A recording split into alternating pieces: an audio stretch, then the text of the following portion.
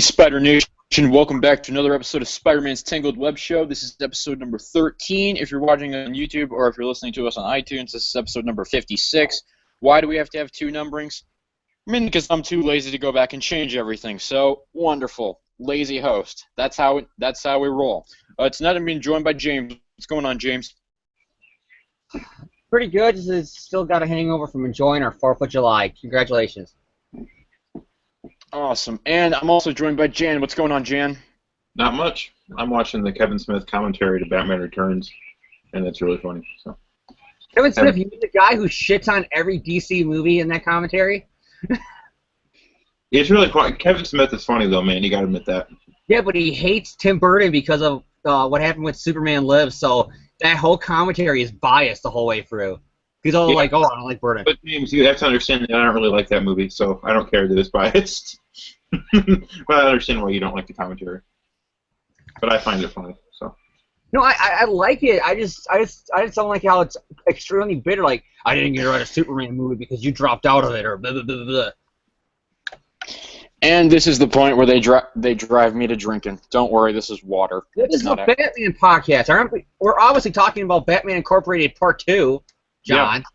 I thought this was an Iron Man podcast because we've got a CEO of a company who's got women all over him. I thought this was an Iron Man podcast. Isn't Robert Downey Jr. inspiring all this? No, no, John. It's clearly Batman. The whole fact that he's traveling around the world and everything, and he's the corporate, and his superhero identity is his corporate sponsor with the logo and everything. It's clearly Batman Inc., isn't it, Jan? I mean, I can give you that because there is obviously the Batmobile in this, right? Yep, true. Oh, it's dear the Batmobile. It's a Batman book. Yeah, but it's obvious. It's kind of like Marvel and DC almost had a kid, and they decided to name it Bruce Stark. That was a terrible joke. That fell flat. So, yes, for those of you who may not know, who may be listening to this in the future, or who have been living under a rock the past couple of weeks, or the past couple of days in terms of Spider-Man news, we got some okay, I'm not going to say it's awful news. I'm not going to say that yet. We got some news this week. All new, all different Marvel has announced, well, they announced all of their titles that are starting in October. They officially announced them on Wednesday, but Bleeding Cool leaked them all on Monday. That was fun. But so on Wednesday, all the official titles for all new, all different Marvel came out, and we're going to give you guys a rundown of the Spider-Man titles right now. First off, we got Spider-Man 2099, written by Peter David, art by Will Sliney. Spider-Woman, written by Dennis Hopeless, and art by Javier Rodriguez. Silk, written by Robbie Thompson, and art by Stacey Lee. Venom, written by Robbie Thompson also, and art by Ariel Olivetti. I apologize if I'm not pronouncing that name right. We've also got Web Warriors, written by Mike Costa, and art by David Baldeon. I apologize if I'm not pronouncing that right either. And we also have a new Carnage ongoing, written by Gary Conway, hell yeah, and art by Mike Perkins. And then we've got the coup de grace. We've got the Amazing Ripoff, written by Dan Slott, art by Giuseppe Camuncoli. This amazing ripoff book we're going to talk about. Basically, Tony Stark and Bruce Wayne have a kid who decides to be a CEO. John, don't be a smartass. You call it the Amazing Ripoff, please. Call it by its official title, The Amazing Iron Bat. All right. Tony Stark and Bruce Wayne have a kid. He decides to become the CEO of his own global company. He goes around the world in his little souped-up mobile thing with Spider-Man as his bodyguard, because that storyline hasn't been used anywhere before. And he's got women all over him because... Okay, yeah. To be fair, does he actually have women all over him on the cover? Yes, look at the cover. Dude, he has an Asian chick and a redhead chick wrapped around his arm. Okay. Yeah. Well, he also has a hideous mullet on his head. And then... Hey, maybe that means JR's coming back. And then, oh gosh, I can't even get through this. Okay, Amazing Spider-Man Volume 4, written by Dan Slott, art by Giuseppe Camuncoli. I'm just gonna. Oh gosh, where do I? I'm gonna go to Jan right immediately with this because he's gonna be the most positive person towards this. Jan, please give me faith in life. Okay, so Dan Slott said that this is not making Peter Parker Tony Stark. This is merely saying, what if we take Peter Parker and give him the extra responsibility of running a multinational corporation, and that this would, introduce this kind of everyman character and throw him into the corporate world that he's not familiar with. He's going to have to adjust to new situations and environments, and it's going to kind of be sort of an evolution of the character that will still be true to the Spider-Man that we know, but will just kind of, be like a new scenario that'll help keep things from getting a little bit stale.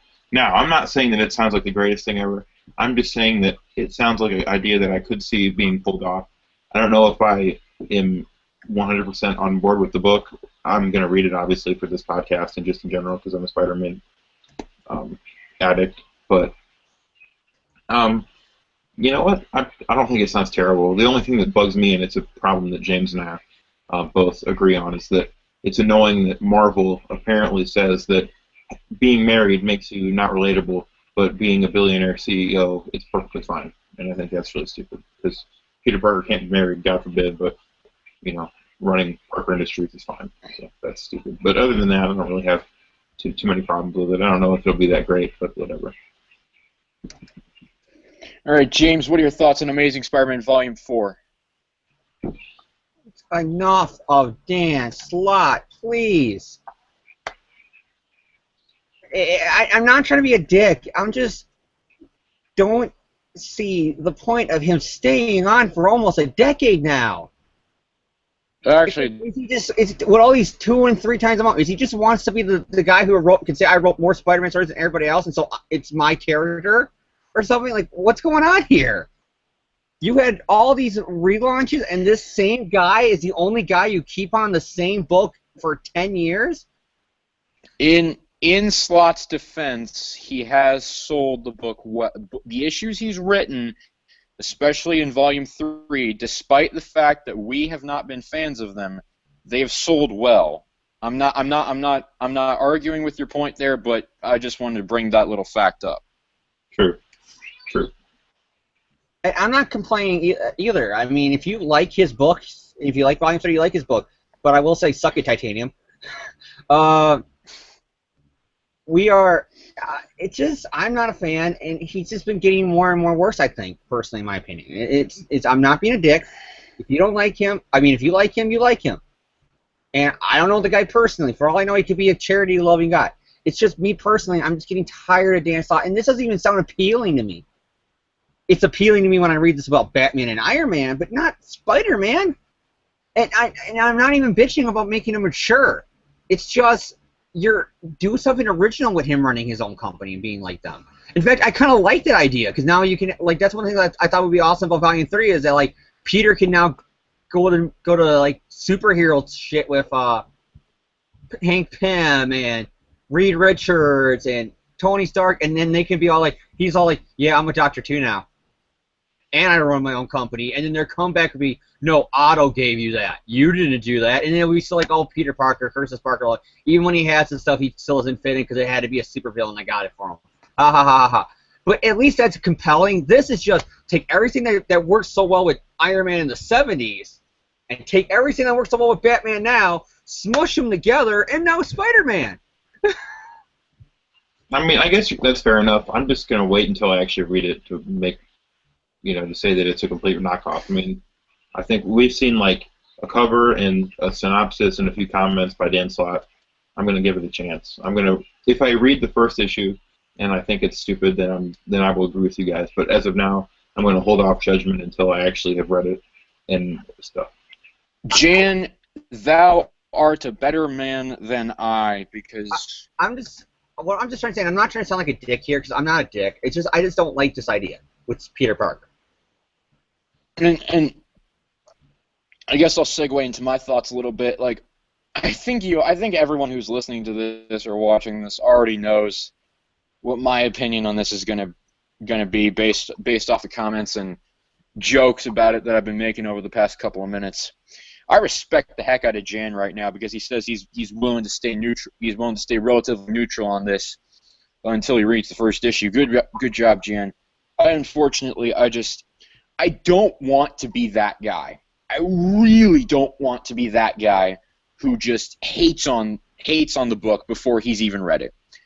But the point of advertising is to make your target customers and the general consumer nation or whatever want to buy your product. None of the advertising I've seen for this has made me want to buy the product. In fact, it's made me want to steer clear of the product. Will I be reading this book? Yes, because by my own admission, I'm a sucker, and to be honest, I have a problem. I have a serious problem that no amount of mental counseling can solve when it comes to buying Amazing Spider-Man.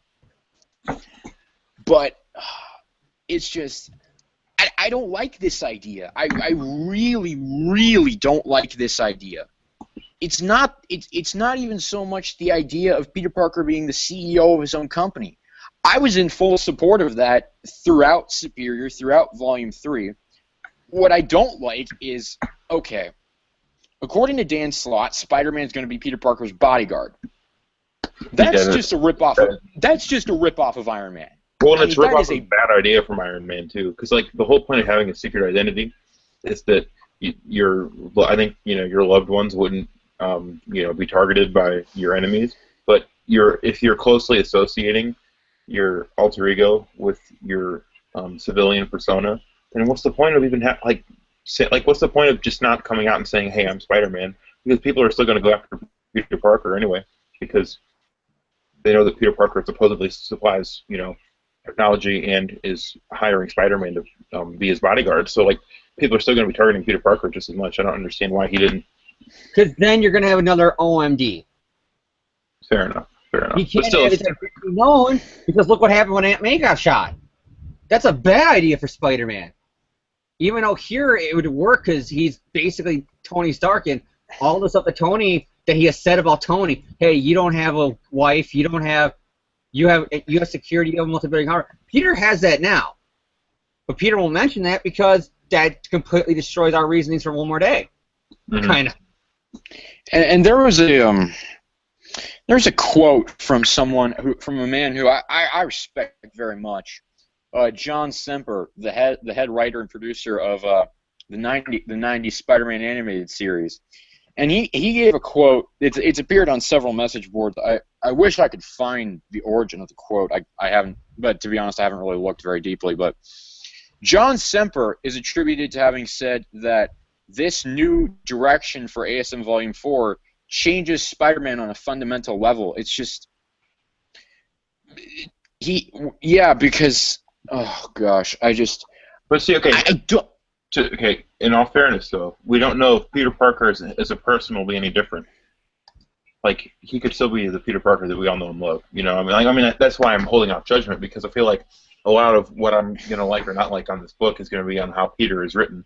And if Peter is perfect and is spot on for the way Peter Parker should be, then I don't really care if he's a photographer or a lab assistant or whatever. I think who Peter is as a person is more important than his status. But I do get your point. And I understand your point as well, and I respect that position. I'm not a fan of the whole idea that we couldn't have Peter be married because we can't relate to that. Okay. The reason we broke up Peter and Felicia back in the 80s, back when we broke up Spider-Man and Felicia, you couldn't relate to him having a regular girlfriend. But you can relate to the guy who's a billionaire CEO of his own company with women all over him, ripping off Marvel and DC at the same time. No, exactly. John, great John, point. Did you notice now when people ask them about the marriage after renew your vows or just in general, their opinions changed. They used to be all about relatability, making him young, making him relatable to young people. Now it's all, well, if he's married, he's like everybody else. So this is making him different than everybody else. So it changes now. It's like you can't win with them. I You go to relatability, you call out Volume 4, and damn it, I think it sucks now that we gotta say that about Spider-Man. Volume 4, Volume 5, Volume 6, and all that shit. Now when people point out Volume 4, why can't he be married in Volume 4? It's now because that makes him like everybody else. We want him to be different. This is different.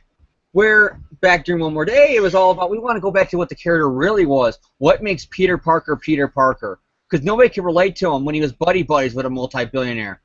But now he is one. We want to make sure he's different. And it's just like, I don't want to be insulting to Marvel because, I mean, here's the thing. As much as we may insult Marvel, without them we wouldn't get anything at all. And so we do need to respect, I think we do need to respect Marvel and and I guess we should be happy that we're even getting an Amazing Spider-Man title at all because, they could very easily just say, hey, we're going to push Peter Parker to the side and Miles is the new Spider-Man, which, I would not be in favor of. But gosh, just it's just upsetting to me because I'll say right now, I don't think Dan Slott gets the character. And I noticed some people saying this, that people have been saying something like this, that they're hypocrites. No, it's not hypocritical. It's just I don't like what he's been doing with the character since he became the solo writer. I liked him when he was Brandon Dave, but now I'm starting to think it's like a check and balancing. Wrestling fans know this guy. His name is Vince Russo. He wrote for the WWF and had a billion great storylines when he was with them from like 96 to I think it was like 96 to 98 to 99. And he made them once again big as they were 10 years ago when Hulk Hogan was their star. He made them big, if not bigger. He went to rival WCW, and a year later that company went out of business, and part of it was because of his shitty writing. Because you found out it wasn't just him. He had a check and balance system with other writers in the company. And that's kind of like what Slott has now. He's Vince Russo. He was great when he had the check and balances of Stephen Wacker as his editor and all these other writers that were also on the book that wanted to use their ideas and compromising. Now that he was solo writer, the book went downhill, I think. Because he doesn't have no checks and balance. It's just, I do what I want to do, love it, or I'm going to tell you how wrong you are and how much you're a hater on Twitter and get the tweets and the comments on the message boards deleted and you banned. I am Dan Slott.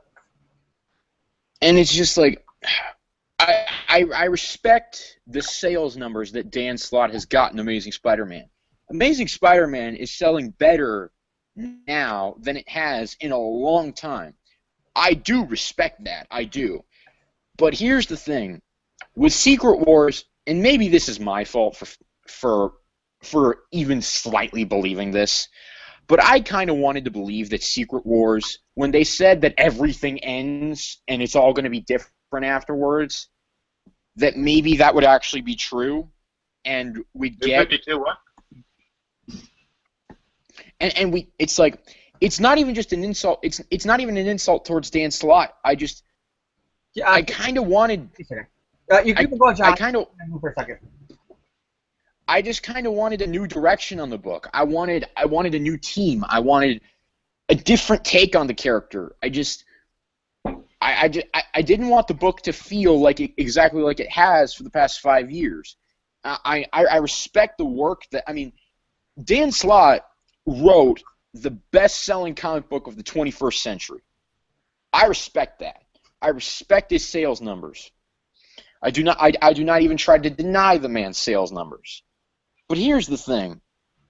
It's just when you do a book twice a month for 5 years, there's only so much you can do, and I think now would have been a good chance for them for Slott to step aside, and I think this would have been a good chance to bring in a new creative team and give the book, the fresh revitalization that I feel it needed.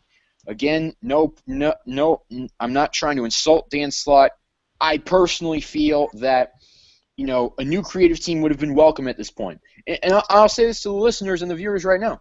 If you like Dan Slott, that's great. I'm honestly happy to hear that you like Dan Slott. I'd be happy for you to write in the comments what you like about what you've liked about Big Time, Superior, Volume 3, Renew Your Vows currently. I would love to hear that because here's the thing. When people when people do like things that I don't like, I like to hear why they like them, mainly because I'm glad to know that at least someone likes it. So, I mean, maybe to just counter our negativity, if you like, what viewers and listeners, write in the comments below. What if you are a fan of Dan Slott's Spider-Man run? What do you like about it? And I will acknowledge every single one of them. I will personally write a comment back to every single one of them. Can I say that I actually like Dan Slott when he was writing what was it, when it was the Spider-Man Brain Trust, and it was like all the writers just kind of like tackled different stories. I think he did. He was probably I said he was my favorite writer there. Yeah, me too. And he wrote in the Gauntlet story where they had like all the villains show up. He wrote the Mysterio story that I really liked, where it was like Mysterio, I can't remember what the plot was, but it was really, I remember really enjoying the story. And I think his early big time stuff is really good. I like the issue where Peter has that dream right after Jonah's wife died, and that was a great issue. And I think some of the stuff with the Spider Slayers is pretty good. So I feel like he wrote, in my opinion, he wrote some really good stories. He just kind of fell. I mean, I don't think he's the worst Spider-Man writer ever or anything, but I feel like a lot of his stuff is just kind of like, I don't just dig it very much. Like, if I can say a point out for Jan here about the New 52 comic, yeah, because Marvel, thank God Marvel didn't do a New 52. I mean, I'm happy about Marvel not doing a New 52. I mean, that there's not a Spider-Man who's just like this. What's it say up there? New 52. I want to add on to Jan's point a little bit about how he does like some of Dan Slott stuff. I absolutely do as well. I mean, I don't want to come off like I'm saying that Dan Slott's the worst Spider-Man writer ever. I absolutely don't believe that. I believe Slott is very hit or miss. I believe he has his good stories. I believe he has his good stories. I believe he has his bad stories. I love his first big time arc, where I love the idea of Phil Urich as the Hobgoblin. I love his first big time arc. I love the stories. I love the story that he did with the Lizard. I love the time travel story that he did. I like some stuff throughout Superior. I liked some stuff throughout Volume 3. I like Renew Your Vows so far. I don't think Dan Slott is the worst Spider-Man writer ever, but what I am saying is that I think I would have appreciated a new creative team at this point. I feel like it needs some fresh blood. I think Spider-Man's starting to get kind of stale again for me. And I feel like the big thing for me is that what crap was I going? Okay, so I feel like Dan Slott was really good. I read Spider Island, and I didn't really care that much for it. I don't know what you guys thought of Spider Island, but I thought it was kind of boring. I like Spider Island. That's another one I like. I like Spider Island. Maybe I should read it again. I like the stuff. I think one of the things I like about Dan Slott's stuff is I really like whenever he writes the Jackal. It's really fun. I think the Jackal. I think he wrote very well in that story. I thought overall I found it pretty boring, but I feel like after that is when it started to go downhill for me, because I didn't really care for Ends of the Earth. I thought that was a really boring Avengers, commercial basically. It felt like an Avengers story guest starring Spider-Man, and it was really annoying because I feel like it's a Sinister Six story. I don't know why I'm talking about this, but Ends of the Earth I didn't care for. No Turning Back was decent, and then I enjoyed the stories he did for the 50th anniversary, like the Hobgoblin versus Hobgoblin story, and the stuff with what's that stupid kid who had the superpowers? Alpha. That was an alright story. I know a lot of people hated it, but I thought it was decent. Andy Maguire. Yeah. Where do you think they got that name from? I don't know. Oh. Andy Maguire. Well, that name sounds so familiar. I just can't put my finger on it. I know. It's just like it's on the tip of my tongue, man. Oh man, where's it from? Ooh. All right. I know. It's Toby Garfield. Oh yeah. That's his long lost cousin. Don't worry. Yeah. I mean, guys, there's just something familiar about it, but I just can't put my fingers on it. What is it? Yeah, I mean, yeah. All right. I guess before we get into general talk about like the other Spider titles and if we're gonna pick them up, just final thoughts on what we know so far of ASM Volume 4. Okay, I am neutral, leaning towards positive. I'm going to give it a shot. I don't have a lot of faith in it, but hopefully it's at least somewhat entertaining. I don't know. I don't think there's. It's pretty hard to make me angry with the Spider-Man story. Like, so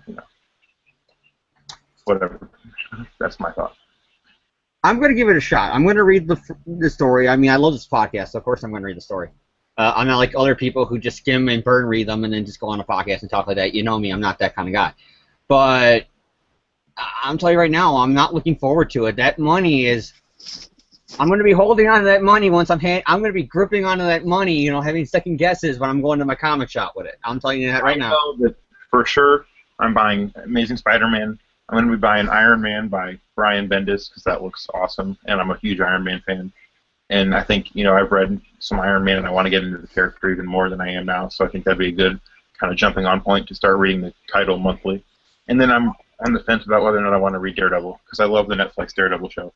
But I don't know if I want to. Jan, I'm picking up Daredevil, and if the new Daredevil run post Secret Wars, anything like pre Secret Wars, pick it up. It's a brilliant. Okay. Yeah, I'll pick it up. But I was right now. I have a limited fund of comic books, and it's getting really hard to want to pick up my favorite comic book, Spider-Man, when there's so many other titles that I've been hearing about the last few months that are going to premiere in the next few months that I'm genuinely excited for, like the Mighty Morphin Power Ranger comic, which you can see us talk about in AGR next week. Cheap plug. Awesome. I knew that was coming. I did. I knew that was coming. I saw that coming about 5 minutes ago. Conversational topic. What are your guys? But here's the thing. I mean, I feel like I'm coming off as a bit of a jerk, and I don't mean to. I'm really not excited for. Of course, I'm going to pick up Amazing Spider-Man Volume 4. Why? Because I'm a sucker. But I'm going to pick up Amazing Spider-Man Volume 4. I love Spider-Man. I love Peter Parker. Heck, I'm wearing. Look what shirt I'm wearing. Look what necklace I'm wearing. And this necklace is very important to me for various reasons. And so I'm going to pick it up. And, of course, I will review it on the podcast, like with these guys. And I will try to look at it, without bias and everything. But at this point, I'm just not excited for it. But here's a segue into the next topic. Other Spider titles that maybe we are excited for. Personally, I'm gonna pick up Miles Morales' Spider-Man book by Bendis and Sarah Pichelli. I'm gonna pick that up. James and we discussed it about 2 weeks ago, and I think I'm gonna pick that up. I don't know what Spider titles you guys are gonna pick up, but I'm going to pick that up, and I will say I don't know if I'm going to pick it up yet, but the Web Warriors book, I know James said that it kind of sounds stupid, but I actually think it kind of sounds kind of fun. The title's stupid. The book sounds good. The title is stupid. Yeah, I think the Web Warriors book actually kind of sounds like fun. I should verify that when I said title, I didn't mean title as in the comic series. I meant title as in the title of the book. Yeah, fair enough. And what saying that we were talking about? We both were saying we want to pick up. You and me? No, me and Jan. Me and John. He said something about we both wanted to pick it up when we were talking about it. What was that? No. I was talking about how you and I were both talking about Miles Morales a few weeks ago when the news came out. I wasn't. Yeah, Well, like I said, I'll pick it up, and this is the first time since his first arc that I'm going to be reading a Miles book. But I'm going to pick it up just to see how he fits in the 616. I'm going to pick up that, and I'm probably going to skim through Web Warriors at my comic shop, and if it intrigues me enough, I may pick up the first issue. But Miles Morales book at the moment, Amazing Spider-Man and Miles Morales book, definite purchases. I'm sold on those.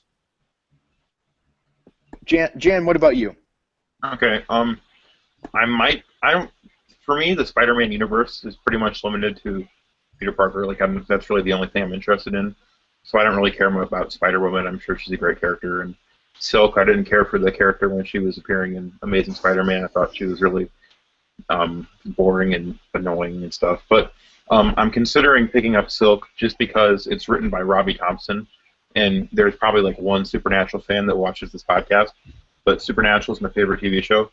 And Robbie Thompson has written some of the best episodes of that show in the recent years. he wrote, and he, like for the one Supernatural fan who's probably watching this, he wrote the episode where there's like clones of Sam and Dean, and they go on like a ramp. What are you doing? I'm excited. I'm celebrating because I met the first male fan I ever met of Supernatural, so I'm celebrating. I'm partying. Every other person I know is a chick who likes it. I got a whole bunch of my friends into it. I'll repeat, all my exes, my sister, my mom, and every girl I have who's just a friend, and coworkers and classmates. They all love the show, but I haven't met one guy who said he liked it, so I'm going to give you a high five. No, I don't even like it, but I just know a lot of people who like it. No, because the thing is, Baby, all my friends, when I you said, got what I need. Sorry, go on. so it's because like when I say I like that show, all my friends are like, "Isn't that for women?" And I'm like, "Not really. Actually, it's a pretty manly show." And then I like make them watch it, and then they all like are hooked on it now. So I have like 3 friends that watch it now with me. Yeah, when I was dating my one ex, Jamie, yeah, I wasn't allowed to watch it with her because I spent the whole time riffing it. Okay, imagine Especially Dean. if Buffy the Vampire Slayer. Imagine if Buffy the Vampire Slayer and Blade had a kid, and that's Supernatural. That's what the show is basically. Yeah, but when your Okay, girlfriend wants to spend more attention to Dean than you, yeah, you're gonna get a little bit jealous. Well, that's your problem. Okay. Okay, moving off of the freaking Supernatural No, I was gonna podcast. say, so Robert Thompson wrote some great episodes of Supernatural, so he's a great writer, and I think he could do something really interesting with the Salt character. But I don't know if I'm gonna pick it up. But just it could be good.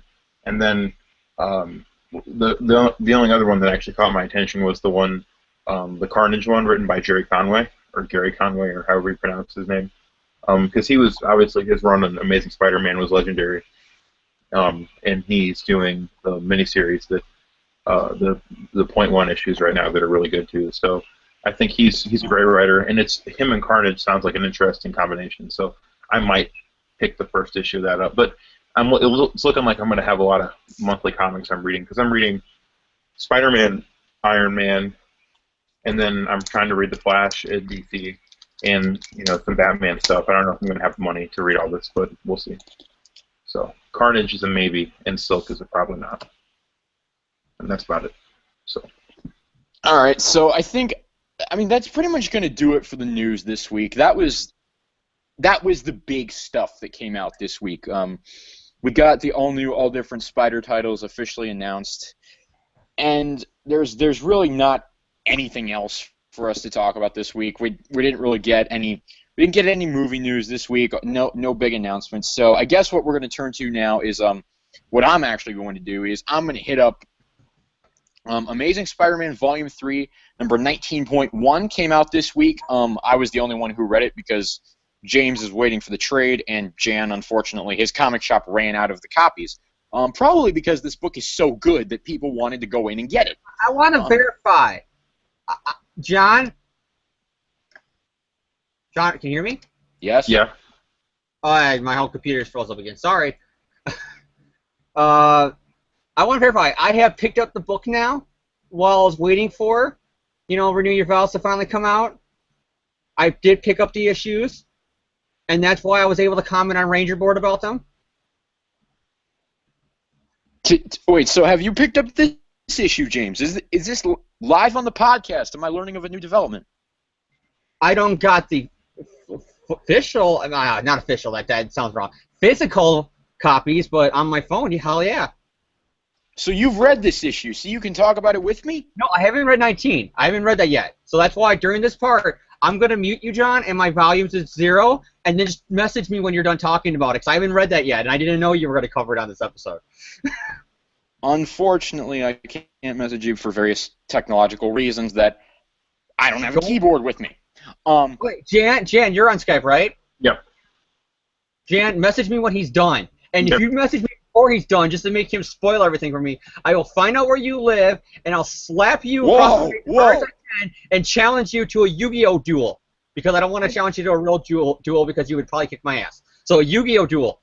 I'll do that to you. And you're on. I got you on mute now, so I can't hear you.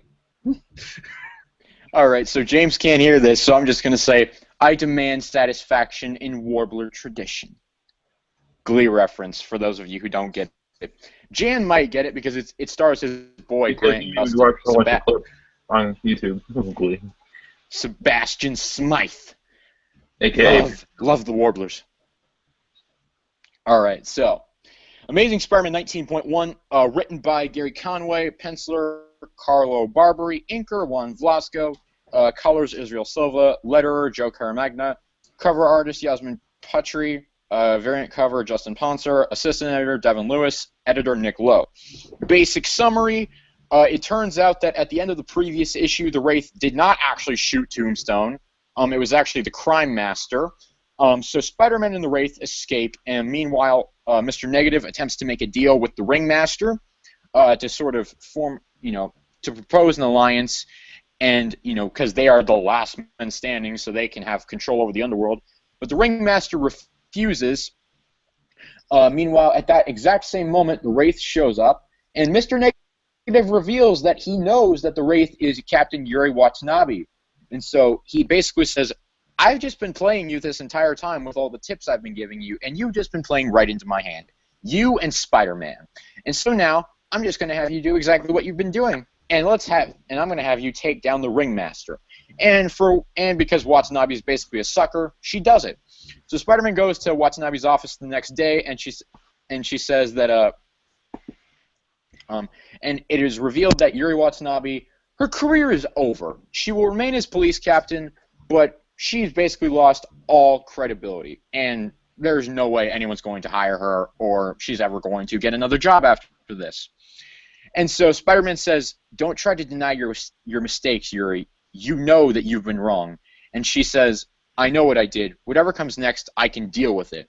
Spider-Man's not really happy about this, but he and the Wraith go to the New York Tech Fair to deal with the Circus of Crime, which is led by the Ringmaster. In a pretty awesome fight, they manage to take down the Circus of Crime, but unfortunately the Ringmaster gets the upper hand by hypnotizing the guards to attack Spider-Man. Meanwhile, the Wraith goes after one of Mr. Negative's henchmen. Spider-Man manages to get rid of the guards and knock out the Ringmaster. Really KO him, knock him right out. It's awesome.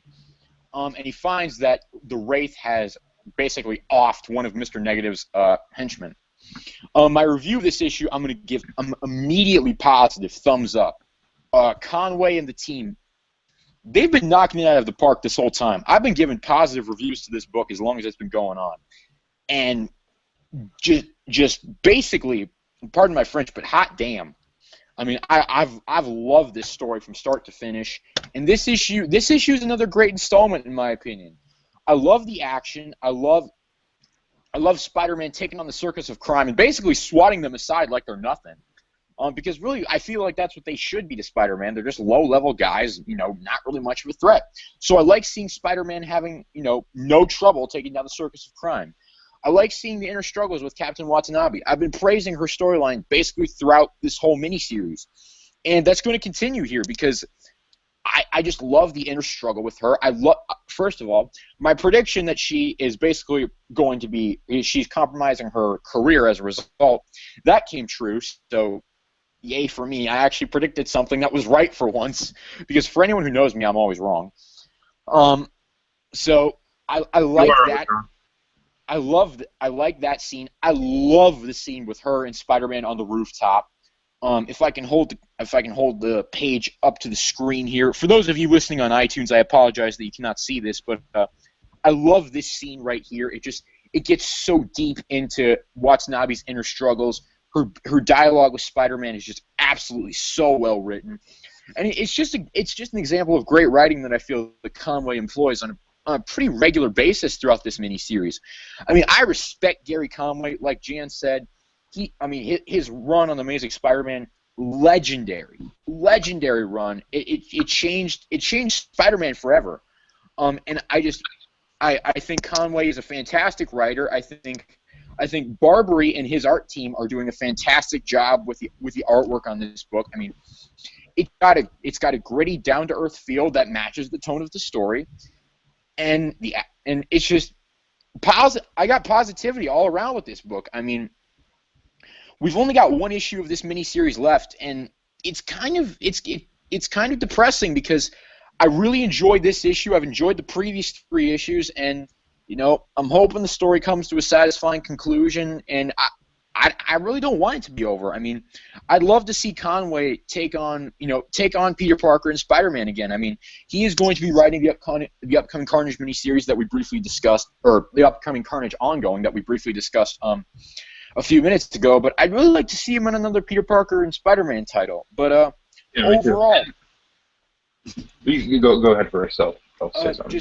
Just my final point on this is Amazing Spider-Man 19.1. Thumbs up all around from me. I enjoyed this book. I did. Okay. Just really quick. I want to say that since it looks like that Peter Parker is kind of going to be like going international, and maybe the street stuff will take not be like a huge focus in the relaunch with him being a CEO and stuff like that. I think hopefully this story is kind of like one last hurrah for kind of the street crime Spidey, because I've always enjoyed stories where Spider-Man just fights street crime, and that's I can't read it. Your screen's all blurry. You're all pixelated. I can't make out. Is he saying it's okay, Chan? No, I don't know what. But he's giving me a thumbs up. I'm taking it that means okay. Get on. We're not spoiling it anymore. No spoilers. Yeah, spoilers are done. Just so yeah, spoilers are done. All right, so, Jan, were you finished with what you were trying to say? I'm sorry. Yeah, I was just rambling. You guys better be done with spoilers, or else I'm going to send my mother effing T-Rex to you guys. Yes, wait, it's Rexy from Power Rangers Dino Charge that they discuss on AGR. Sorry, I had to do it. I gotta admit, it is kind of cool how they called him Rexy, because I think in the Japanese version his name is Gabatira, and he calls him Gabby at one point. I think at least the subtitles did. They called him Gabby because Gabatira, because Gaba means bite in Japanese, so it's biting T-Rex. Pretty much the name is because Japan loves their puns. So it's like an homage to the fact that he's called Gabby in Japan as a short name. They called him Rexy in America. I love that. All right, so yeah, so thumbs up on 19.1 for me, and so we're going to move back approximately 23 years ago. We're going to go back to the past for this week's quote-unquote classic review. We've got a three-part story that's actually a pretty significant story in Spider history, because it introduced a character that we've been talking about throughout this podcast, and has actually been a pretty consistent member of somewhat consistent member of Spider-Man's Rogues Gallery since his first appearance. We're going back to until New Avengers. We're going back to Amazing Spider-Man number 361, 362, and 363, the first three-part story with Carnage. It is technically not the first appearance of Carnage. For those of you who want a little background trivia, Cletus Cassidy, who is, Carnage's human alter ego, first appeared in Amazing Spider-Man number 344, and Carnage can briefly, there's a little reference, and I can't remember if there's a cameo by him, but he is referenced at the end of Amazing Spider-Man number 360 that leads into this storyline. And so Amazing Spider-Man 361, let me just run down the creative team here for... yes, James is holding up the cover to Amazing Spider-Man 361 there. Thank you very much, James. We appreciate that. Amazing Spider-Man 361, creative team, writer David Michelinie, penciler Mark Bagley, inker Randy Emberlin, letterer Joe Rosen, I apologize, colorist Bob Sharon, editor Danny Fingeroth. So it's a three-part story written by David Michelinie. This is basically the full debut of Carnage. This is the first time that Carnage and Spider-Man actually meet each other and go head to head. So basic synopsis of Amazing Spider-Man number 361. Carnage starts off the issue by killing Chip, a co-worker and colleague of Peter Parker at Empire State University. So close to Peter Parker that he never appeared before this issue. Yes, he was so big that he was. Jan, don't mock Chippy. The Chipster is so cool, Mr. Chipper Dude. The Chipperoony. Chipperoony. That's exactly what Carnage does this whole episode. You can tell it's the 90s because the whole goddamn story. He's going Chipperino, the Chipmeister, Chipper. All right, so Carnage offs that guy. Meanwhile, Peter Parker is helping Aunt May around the house when he gets the phone call and he learns of this, and he says, there have been a lot of these kinds of murders. I apologize. There's been a lot of this stuff happening around the city as of late, and he wonders if they're connected. And so he goes around and he hears of something called Carnage, and he does a bit of research, and after through various findings and stuff, learns of Cletus Cassidy, and through the Daily Bugle's research center and archives and stuff, he learns of Cassidy's psychotic, sociopathic past. And he realizes, okay, this guy is probably not good. So he finds Cassidy in an old abandoned building, in Brooklyn, I believe it is, and they do battle as Spider-Man and Carnage, and Carnage pretty well gets the upper hand. I mean, Carnage gives Spider-Man a run for his money. Eventually, they fight. Carnage gets some good licks in, and he gets away. And Spider-Man notices on the wall that Carnage has written, I believe it's Carnage Rules, but he says, but there wasn't any blood from anyone else around. He must have used his own. And then he says to himself, I am dealing with one sick puppy. And so he goes home to Mary Jane, to complain to his wife, as most husbands do. I'm pretty sure that's just what we do in America. You're wrong. He went to go play into his girlfriend like most boyfriends do. Yep, obviously. Yes, because they were obviously just in a committed relationship. Because they were never married. Remember, they were never married. Yeah. Marriage? What is this? I can't relate to that. Actually, I really can't. So he says, Mary Jane, I have to, there's only one person who can stop this, who can help me stop this.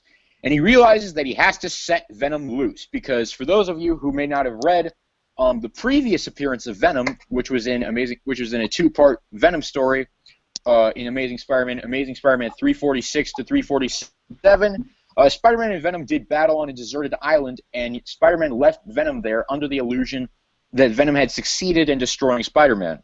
And so he just left him there because that was ultimately Venom's whole goal, is to destroy Spider-Man. And once he thought he had succeeded in that, he was willing to live in peace. So Spider-Man just, let him live the illusion that Peter set for him, and went on his merry way. But he realizes he's going to have to bring Venom back in order to stop Carnage. So I want to get everyone's general overall thoughts on just Amazing Spider-Man 361. James, we're going to start with you. What are your overall thoughts on Amazing Spider-Man number 361? What? Oh, no, I'm just kidding. I'm just messing with you. I wanted to see if I got John right in. This is a great read. I like this. I remember picking this up at a comic book convention in Chicago. Not C2E2, but the ASIN anime convention. For $10. I picked up this and the other three because, as you can tell, it's not that best quality. I mean, this cover's barely hanging on. I don't even know how it is. It's living by a prayer. Bon Jovi. There's some 90s stuff. Okay, now I punched John earlier for singing. I gotta punch Jan. Damn it, I'm gonna have to think how to punch myself. The one cool thing about having these old comics I love is just find the ads. I mean, Beetlejuice, the video. I remember this cartoon when I was a child. And the video game for the Game Boy, I remember the Game Boy. And the other thing that really scares me and makes me feel old, this is the 30th anniversary from '92. I was 2 years old when this comic comes out. How old were you two guys? I was -5. And Jan? What? Jan, how old were you in '92? -6. Thank you for making me feel like an old motherfucker. Hey, just in my defense, James, I remember the Game Boy as well. I remember the original Game Boy. I do too, actually. I like the kind of Saturday Night Live, because for people who don't know this, there was a Saturday Night Live joke, but oh god, what's his name? The annoying guy who used to be in all the Adam Sandler movies. Rob Schneider. Rob Schneider had a joke where he was a business worker, and whenever people went for their coffee breaks, he would always go, Jimmy, the Jim Meister, Jimbo Bimbo, Jimbo. And this is basically what Carnage does in the first scene, and I love that. But it's terrifying because he's saying that not as, you know, the annoying guy at your work. He's saying it as the mass murderer alien freak who wants to stab you in the gut and eat it. And eat your brains. The Aunt May stuff is classic Aunt May, you know, oh Peter, oh Peter. You got some of the classic long-term domestic partnership between Peter and Mary Jane here, like he's late for a date with his wife. And smoking, oh my god, Mary Jane is smoking hot. I knew we were going to go there. Ads, like I said, I just love the ads. I'm seeing for this right now. Look this is the guy who got in trouble for steroids back when he was a national icon. Go in the back issue bin and check that out, kids. Yeah, we got and I love it how the old classic comic books, because obviously Wikipedia and trades were around, but not really commonplace. And Wikipedia, comic stars were around, but you know they weren't like, you know, they were just out starting up with for the last decade. So in order for comic fans to know what the fuck's going on, they would always have like the exposition, and I love it how it's in here with Peter and Venom, how he goes over the whole thing from Secret Wars, Web of #1, his first fight against Venom, and then the Island fight, which are all classics. You should read them. The Cletus Cassidy stuff, I'll just say right now, this panel is my favorite of the issue, because he just looks, look how twisted he looks in the Bagley art. And that is I always say, he was always kind of like based on the fact of being Marvel's Joker, pretty much, and you can tell just by this panel with him, where it's all white because of the computer screen, and the white face with him makes him look like the Joker. Hey, can you guys hear me? Yeah. Okay, because my computer, like, I can't even see you guys. It's white. So. All right. I guess. Sorry, John. I just want to finish my point while I'm skimming through this. I love him traveling to all these people, Cletus Cassidy, and you got from people who are dumb and oblivious, like, oh yeah, he was a good student, kind of quiet. Shame he dropped out of school right after that one girl got pushed by the bus at homecoming, and a doctor telling him to stay away from the plague. You got his landlord who's scared half to death from the fact that she's all covering, and she's all like, he was a quiet man. He was nice. He paid his rent. No, get away, because it's almost like he's loose, so she's afraid he's going to come and get her. Then you got like the woman who is that his mom, or is that supposed to be a woman who he slept with and that's his baby? Like, I don't know, that white trash woman with her dress up, and it's really nasty to look at, the panel. It's just really good how even Peter, all this trying to scare the living daylights out of people, that guy won't rat out Cassidy, because he knows no matter what Spider-Man does to him, it's puppy dogs compared to what Carnage will do. And that's even before they find out he has superpowers. I love the whole teddy bear thing, and Freddy vs. Jason, the horror movie, does an homage to that, where Jason 2 has a teddy bear. And I don't know if it's true or not, but I always thought like that was an homage to Carnage. Does the teddy bear show up in any other Carnage appearances? I think so, yeah. Because I've only read this in Maximum Carnage, and then I read Carnage USA, and that's about all I've read. I would say yes, but don't quote me. I just love how sick and twisted he is, and with the symbiote, he's like 10 times even dark and twisted. Yeah. And then, of course, you got the ending, which is, you know, oh, I gotta go get Venom. And I love it how just that feels. Peter's in a rock and hard place. It's either get killed by Carnage or bring Venom's help and get killed by Venom. Or do nothing and let Carnage kill innocent people. And Jan, there in the letters page, the Stanley letters page, can I read this off because I just love it? Because how ironic it is, and I'm going to do this in my best, really bad Stanley impersonation, so get ready. Oh, gosh. Hi, heroes. Remember this date, October 1991. Again, I was 1 year old, and you guys were like -6 and 7. Remember, it's October 91. It was one of the biggest, most important moments in the Holocron history of Mighty Marvel. What made it so important? Hey, I thought you would never ask, true believer. He doesn't actually say true believer, but that's a sentence begs for it. In previous soapboxes, I gave a number of hints that something big was happening around here, and it involved Hollywood. Big things that wasn't free to talk about until this very moment when contracts were signed and deals were closed. Well, now it's official. The biggest movie project of the 90s is we ever planned is now underway.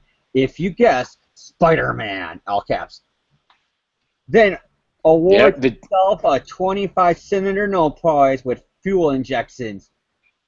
But here's the most exciting part.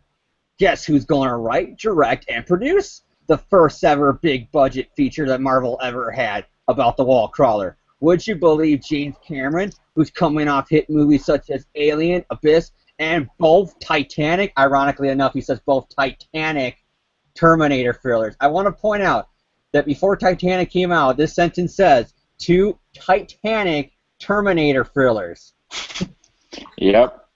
Stan Lee is Nostradamus of the comic book universe. And he can't remember what he had for breakfast that morning. Titanic is like the second highest grossing movie of all time. And it was directed by James Cameron. I'm waiting for him to say the Avatar, which is Peter Parker, to even pop up here. So you can go. You can put this to the bank, true believers. James Cameron is bringing Spider-Man, who is destined to be the biggest, boldest, and most baddest, and he has like 1,000 A's here, baddest, blockbusting bombshell of superhero action extravaganza to ever hit the big screen. He's right about that, but you can't take it to the bank that it was going to come out in '92. Yeah, because... Now then, before you start bombarding us with letters and phone calls asking us who's going to star in the fabulous movie, Tobey Maguire, Tom Holland, Andrew Garfield. Now, before you bombard us with letters and phone calls asking us who's going to star in this fabulous forthcoming flick, I hope Miles is in the movie and not Peter. Oh, I'm sorry, I mean Ben. Oh wait, even that's even before Ben Reilly. Fuck. I guess we're stuck. Who's going to in this forthcoming flick? Or who the villain's going to be? Well, obviously it's going to be Electro. Sparkles. It's my birthday. Now it's time for me to load my candles. No, remember, this is Norman Osborn fill-in businessman Electro. Get it right. Oh, you have to say the best Electro quote in that entire movie. Are you guys ready? Right as rain. Oh yeah. It's just kind of sad that they went from with Electro in the Cameron script, for people who have read it, ripping off Lex Luthor and Norman Osborn, and the actual movie they ripped off I can't say the name. Jim Carrey. I was going to say Jim Cameron because I'm reading this letters page. Jim Carrey, Riddler. But anyways, back to the thing. Who's going to be playing the villain? Let me advise you that those decisions haven't been made yet. First, the story has to be structured, and then a screenplay written. Stan Lee, brilliant guy who behind the scenes of Hollywood. That will probably take months because of the determination from James Cameron to make this the greatest action thriller of all time. But as he saw the shipwreck of the Titanic and he forgot about Spider-Man. Oh no, he was like, okay, I'm gonna make a lot more money on this. That Stan Lee's letter page saw the word Titanic, Terminator thrillers, and he said, Titanic, screw Spider-Man, I got another movie idea. And he's gonna make a lot more money. But as soon as we know more, we'll be the first you can wiggle your webs at. Yeah, it's called 1999 when they re-announced the movie. That this scoop from this soapbox column, as will various other newsletters, will be sending all wild agents of Marvel. And next issue, if in this very pages, if Irving Thornbush doesn't elope Aunt May, I guess that's some political reference saying that Aunt May should elope with Irving Thornbush. I don't even know who that is. I've heard the name. Additional exciting news about the X-Men also possibly hitting the big screen after Spider-Man. Spider-Man came out 2 years after X-Men 1. Awesome. Love you, Stan. Who was also saying a movie in this Marvel age of awesome movie announcements? Excelsior, Stan the Man Lee. Did you know that James Cameron was going to do X-Men at one point, too? That's what he's talking about. Oh, yeah, you're right. Just so you know, I'm not making it up. Here is the letters column. There is Stan. I love Stan Lee. I mean, right here even says Titanic if it's not too blurry. It's just ironic. When I read this, and I'm like, oh, this is really great because this movie never came out, and it's ironic. He uses the word Titanic to describe James Cameron movies 5 years before Titanic came out, and Titanic is the movie that James Cameron left Spider-Man for. Yep. And James, how it's only going to take months to write the script because James Cameron is determined to get this movie made. Again, James Cameron left the movie, and it took 10 years to finally come out. And then he makes a comment about X-Men movie is coming after the Spider-Man movie, and Spider-Man came out 2 years after the X-Men movie. Both not done by James Cameron or Marvel because they lost the rights to all their studios. I think it's really, I've read, summaries of what that movie would have been, and I think all Spider-Man fans should be thankful that it didn't happen, because, say what you want about the Spider-Man movies that we've gotten, but I think they're all pretty, even I take Spider-Man 3 over the crap that James Cameron. Dan, you gotta remember, think about when you read that script, it's very much the time it came out. 92 is when they were gonna film it and maybe have it roll. The biggest hit of 92 for superhero movies, and the biggest franchise in general, was Burton's Batman. Yeah.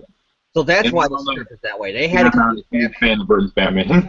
It's ironic. They had to compete in Batman in 92. Go back to 2012, 20 years later, and at the ASM, what's one of the biggest criticisms that the first ASM movie got? It was trying too much to be like Batman. How ironic, right? I actually think it's horseshit. It's full circle. History repeats itself, children. But I do agree with you. I still like the idea of Peter Parker banging Mary Jane in the costume. I'm just saying, I'm just going to say it right now. That part did kind of creep me out when I read it. On the center of a giant web. All right, Jan, give me your thoughts on Amazing Spider-Man 361. Okay, I actually really dig this story, and I didn't like it quite as much reading it again. I think it made a big impact on me when I read it for the first time when I was in, probably 8th grade, because this 8th grade, this is one of the first Spider-Man stories I read. This was right when I was starting to really get into the comics. I'd read some Ultimate Spider-Man before this, and and then I bought this. I have the it's the Vengeance of Venom trade. So this is a lot of classic Venom stories, and this is one of them. And this is the first really dark Spider-Man story I think I ever read, and I was really surprised as a kid of how many people Carnage is kills. There's a pretty high body count, not only in this issue but in the whole thing. And I think I really enjoyed seeing Spider-Man go up against a really dark villain, because Green Goblin and Dr. Octopus and those guys can be very murderous and dangerous, but I feel like Carnage is a whole new level of insane and crazy, and I really enjoyed it. And now I think it's pretty good. It has I think there's some problems that the later issues have that I'll get to, but it's a really good starting for that for this arc, and I think the art is beautiful by Mark Bagley. I think Carnage is a very inspired design. He looks like Venom, kind of, but he also looks different enough from Venom for it not to feel like a knockoff. And it's just it's a classic story, and I think it has a really well-written relationship between Peter and Mary Jane. I think David Michelinie always wrote that relationship well. So I probably, I give it a thumbs up for sure. It's a good story. And my thoughts on Amazing Spider-Man 361. I mean, it's very much a part one of a story. I mean, it's very clearly setting up future issues, but I enjoy the issue. I do. I like the villain of Carnage. I don't condone his actions at all. Kids, don't try this at home. That's pretty sure that's the whole moral of the story when we get down to the final issue. Don't do what Carnage does. Yeah, don't be a murderer, kids. It's not good. It is, though, because when you get to spoilers, when we get to this concert scene, it's practically spilled out. That's the moral of the story. Don't do what Carnage does. Oh, yeah, we'll get to the concert scene. How is it? Yeah, I have some stuff to say about so, I love Bagley's artwork. I mean, Bagley and his whole art team knocked it out of the park. I mean, Mark Bagley is one of my favorite Spider-Man pencilers ever, and I love Bagley's pencils. I love the inks. I love the colors, all of that stuff. The artwork is beautiful. I love the fight scene between Spider-Man and Carnage. I mean, that fight in that abandoned building is just Spider-Man is just consistently surprised by what he can do. It was kind of unsettling to me that he couldn't figure out that, oh wait, Venom can block my spider sense. Carnage also has a symbiote. Maybe Carnage can too. That was kind of unsettling to me that he couldn't figure that out. But well, to be overall, as far as you know, Carnage is like a different symbiote. It's not until you read probably that it's Eddie Brock's roommate that it finally kicked into him. It's like, okay, he was his cell mate. Oh, maybe if he's got part of the symbiote or whatever happened to have him get one, maybe it has the same ability. Because the only reason why the symbiote before could block the spider sense is because it bonded with him. I know, but it just kind of bothered me a little bit. I understand that point, but overall, I mean, I like the issue. Characters were well written. The book was well drawn. I mean, the action was good. Dialogue was good. Don't really have any complaints. I mean, I give it a thumbs up. So, do we have thumbs up all around the boards for Amazing Spider-Man 361? Oh, okay. I have one nitpick. Peter's like, oh man, and this kind of carries over to issue 2, but it's really annoying how Peter's all like, oh man, the Avengers and the FF and the X-Men are all out of town. I'm on my own. I have to go get Venom. And then the next issue, Human Torch is with him. And I'm like, well, why didn't Human Torch just go and help him beat Carnage? Human Torch would, like, roast Carnage in about 3 minutes, and then, I don't know, that was stupid. And that's, like... Spoilers, in the Human Torch's defense, he does say in the next issue, I just got a call from Reed. I have to go off on Fantastic Four business. Yeah. I think it was just a case of the Fantastic car is a complicated machine. I'll drive it, but as soon as you get there, you're on your own, kind of thing. No, but think about this, though. Okay, so the time it took for them to drive all the way to that island where Venom was. You know how fast the Fantastic car is? It probably was like zoom and gone. Yeah, it probably still took like longer than it would have for Spider-Man and Human Torch just to go and beat down Carnage, and then they don't know where he's at either, though. Oh yeah, I guess you're right. But still, I have a legitimate criticism with this issue. That is a stupid plot point, and I feel like it's really annoying that like, and that there's like even more crap that I'm going to complain about in later issues. But that wasn't really my only complaint. But I'm still a thumbs up on the issue. It's just a classic Marvel comic, though. It's always, every other superhero that's in New York happens to be out of town, so I'm the only one who can do it. You know what I mean? Like they go back to the Stanley comic in the '60s. It'd be like that meteorite's gonna hit the Empire State Building and blow up all of New York. I'm Spider-Man, and my web shooters are the only thing that can stop them. It's like, really? None of the flying heroes? The Fantastic well, because I mean, it's just because like because there's so many people in the Marvel universe. It's just like if they were all if you didn't have that, all of them would be jumping on every single villain at every single. What I'm saying is that they should have said, okay, but the FF aren't around, and then they should have just had the FF not show up at all, as opposed to having him like call them to help him out, even though they're supposedly not around. Well, remember though, there's 4 members of the Fantastic Four. So if Johnny's gone, they still got the numbers advantage. They're still like, okay, there are 3 of us, we can handle whatever situation, and then you got the call when they should have had none of the FF show up at all. That because like it's stupid when he's like, oh, they're out of town, and then like the next issue he's riding with them. I think they should have just not had him come in, and that would have made the story work more. All right, let's move on to ASM 362. Wait, John, you didn't ask me about how did I feel. You could skip Dorman because Jan went on his nitpick rant, but I'll give him credit for that because it's not like since past last week. Didn't you give it a thumbs up? No, yeah. You didn't give me a chance to. 2 thumbs up. My only nitpick comes from the whole, this is the 90s, so they had to do the anti-smoking PSA with Mary Jane starting now. That's my only complaint. Oh. Completely out of nowhere, Mary Jane goes, oh, I used to smoke, Peter, before I met you. It's like, is there any secret she didn't hide from him over the years? Yeah, that comes to fruition in a later issue. Oh, yeah, I apologize, James. I could have sworn I got you. I apologize for that. That's my only nitpick. The rest of it, I love it, because as a 90s kid, even though I didn't get into comics until later on past the 90s, until JMS's era, still being a kid who grew up in the 90s, when I go back and read back issues from the 90s, like a Clone Saga, like a Carnage, like a whatever, I do get a nostalgic feeling for a comic I didn't read because just the ads bring me back to stuff I remember when I was a kid.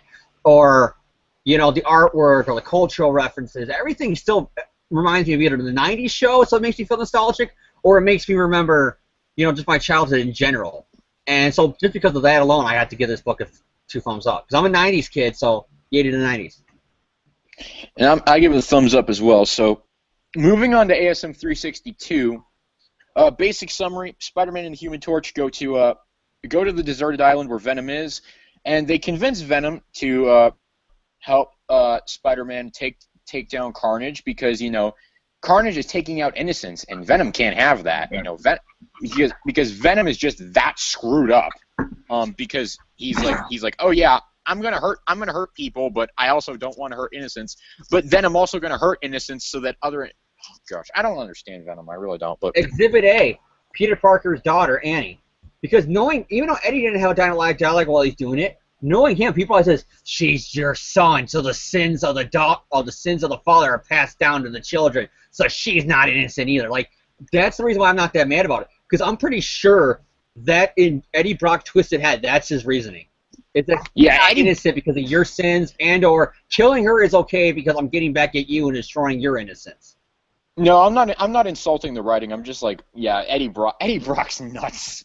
Even Johnny Storm says, dude, this guy's seriously schizophrenic. I mean, for so many people to say that it was Lethal Protector that made his innocent thing completely bullshit, it happens in this story coming up. There's a big moment of the hypocrisy with this thing. Look at. So they go to find Carnage because Venom can sense Carnage because of their symbiosis and stuff, which that doesn't really bother me. I can accept that they have some sort of like link or whatever. And so Spider-Man, Venom, and Carnage all fight in a pretty awesome battle sequence, I will admit. They fight, Carnage gets away again. Also, Carnage takes out like a big like CEO guy or something. In this issue, I don't even remember what his name was. I apologize. I'm getting to the issues like I always do when we read them, just keep my memories up. You know when I'm talking stuff. And ooh, a wrestling ad. Oh gosh. But I'm going to skim up right now to find the name for you. Okay, so let's give you a second. So I'm skimming. Okay, skimming. There's a DC Heroes ad. That's really weird. It's like it's for a comic store, but one of the pictures is Buckley. Okay, Bucky O'Hare. That cartoon was shit. Ninja Turtles. That's a good game. Sorry. But the issue ends with Spider-Man and Venom discovering that Carnage's next target is going to be J. Jonah Jameson, and the final page of the book is J. Jonah Jameson walking into his office and finding Carnage there. So that's basically ASM 362. I'm going to give my general thoughts first. Overall thoughts, a pretty good issue. A lot of good action between Spider-Man, Venom, and Carnage. The Spidey Venom Human Torch fight, very good. A lot of fun banter. Really like the Spidey Human Torch scenes. Good art there. I think, is this the first time we've seen Mark Bagley draw Venom? Possibly, maybe, but no. During the Larson there was an issue he did. He didn't draw the artwork, but he drew the cover with Venom in it. All right, so it's either Larson drew the cover and he did the artwork inside, or the flip-flop, but I know that happened. So either way, I think I like what Bagley and his team do with Venom. I like the action scenes. I love Venom and Carnage's interaction. I like the explanation for how the symbiote produces asexually, and they just don't give a crap about family. The symbiotes don't have any time for that. Well, because their host is their family, if you think about it. That's probably why. Yeah, so I like that explanation, and just the ending of the issue. I just found it. His name is Rob. There's nothing else about it, like his old a last name. It's just he says, "Oh, hi, Rob. Mind if I come in?" And then that's all I could find. And oh my God, he said, "Oh, hi, Rob." Why am I imagining Tommy Wiseau talking to Cletus Cassidy? Oh gosh. So yeah, I mean, overall, I like the issue, and there's not a whole lot. Travel Tool. It's in the next page. He says, "Oh, Tool, get in the chopper." There's not a whole lot else for me to talk about here, so I'm going to give this issue a thumbs up as well. So James, we'll go ahead with you. Thoughts on Amazing Spider-Man 362? I love this issue, and I'll dare say I love it more than the issue before. And that's not a shock, 'cause I love the first Carnage arc. It's one of my favorites reads. I love just the artwork. Even like the look of Johnny Storm. I mean, that's like when you think of what a '90s Johnny Storm will look like. That's basically it. And even the Brock, because a lot of things, like you said, yes, this is the first Bagley time writing him in Amazing as him, the solo writer, not him filling in for Larson for an issue or doing a cover or two. And this became the Carnage of the '90s on up. when everybody sees Carnage, that kind of Batman where, his suit's not really a black suit, it's actually a blue suit, but with black shadows, and the teeth and the tongue and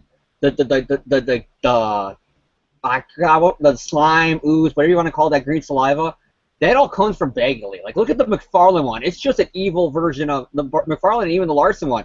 All that is an evil version of the black suited Spider-Man with teeth. Compared to what he looks like here, where he looks like a vicious monster, like an animal. And I just got to say, I love this, being a wrestling fan, the 92 WrestleMania video game. Because the funny thing about that game is half these wrestlers either quit or got fired because of steroid testing at this time. Including Hulk Hogan. Once again, go into the back issue bin and find those, kids. Get some history lessons. How many times am I going to point out people who got in trouble with steroids? I don't know. There's been a lot of them, so you're going to have plenty of material. The thing about how just nuts and psycho this guy is. And, I mean, he's killing these people just because he can. I'm not bullshitting. That's literally his whole motive, this whole issue. That's actual dialogue from the first issue. I can. His whole point is, it's like right now, if I was in John's room, and I pulled out a gun and I shot him, my whole point is, how is that wrong if I just did it? I can do it. Nothing is physically stopping me from doing it, so I should be able to do it. Anarchy rules, carnage is going to be spread around the land. That's his motive. Well, I think it's even like, compared to the Joker, who at least has a sense of humor about it. Like, Carnage isn't even really that funny. He's just a psycho. Like he's really a pretty threatening character. Funny. Where the Joker is one of those characters where, like, some of the best Joker stories is when he says a joke after brutally murdering somebody or something, and you laugh at the joke, and you realize you just laughed about somebody being murdered. Granted, a comic book character, but still, you're laughing with him at the fact that, hey, that's actually pretty funny, and it's about a murder. Carnage is all like, I'm going to call you Chipper and Chipperoony or Chipmeister. It scares you because it's not funny. But Carnage thinks it's it, but it's not. He just thinks it's funny because it's death. Like, I killed you. I think life a joke. Like, that's his joke. Joker at least has, you know what I mean? Joker at least has a punchline to his joke, a setup and a punchline. Carnage is just the punchline. In fact, Carnage is kind of like a Mr. Zaz a little bit. More Mr. Zaz. And I love it how there's finally that truce, and I love it how Eddie gets all, like, superhero in it. I want to say, because you got that panel of, you got to stop Eddie Brock, and that's what snaps him out. I mean, you got to stop Cletus. I love that one. How he goes from, I'm going to eat your brains, Peter, and you made me lose my girl, now I'm going to make you, oh, wait, wrong continuity, sorry. Shut up, Topher Grace. Hey, I like that 70s show. I like Topher Grace's Eddie Brock, I'll admit it. Remember, he left the show. He wasn't on the 8th season because he went to go start his movie career with Amazing Spider-Man 3. He was back on the final episode because Spider-Man 3 bombed. Well, Spider-Man 3 actually made a crap ton of money, but... Holy shit, John. Look at how Eddie Brock looks in these panels. And we were making Topher Grace jokes. It's got that whole thing of the Venom symbiote webbing on his neck like that. That's probably where they got it from. Yep. But I just love it because he's all like, I'm going to eat your brains. I hate you, Parker. We hate you, Parker. I had said we in the last one because I forgot the plural that they would always say. We want to eat you. We're going to skin you alive and eat your insides to kill your daughter, too. Wait, wrong continuity. But anyways, he's doing all this stuff, and then he says, Eddie, I only came back because you need to stop Cassidy. And the second he hears that name, which is an ex-girlfriend of mine, is named Cassidy, ironically, fun fact. But not the one who cheated on me since past, but I always got. I was gonna say, is that the one who connected with Carl? No, that was Jamie. And no, these are not real. Jamie is not the real name for people who are wondering. I just made that up. But Cassidy, yeah, that is the name of her ex. She was my high school girlfriend. But anyways, he's all like, here's the name Cletus Cassidy, and then all of a sudden he goes from that to being, arms behind his back, all talking trick. We got to save the innocent. We got to protect the world. I'll help you, Spider-Man. Teamwork and friendship. Put it there, partner. And then he turns back to Venom, and then he says, oh, yeah, and when we're done, you're dead. All right, so what are your final thoughts on this issue, James? Oh, wait a second. Let me turn up the volume a little bit on that. All right, so James gives it a thumbs up. I gave it a thumbs up. Jan, are you going to join the thumbs up club? Yep. I think it's. I don't. I mean, it's pretty. It's just like the middle act. There's not that much that happens. It's just kind of action. I've already kind of complained about the Human Torch stuff, so Well, yeah. did I say two points quickly that I forgot about, but I'm skating for the comics, so I did remember?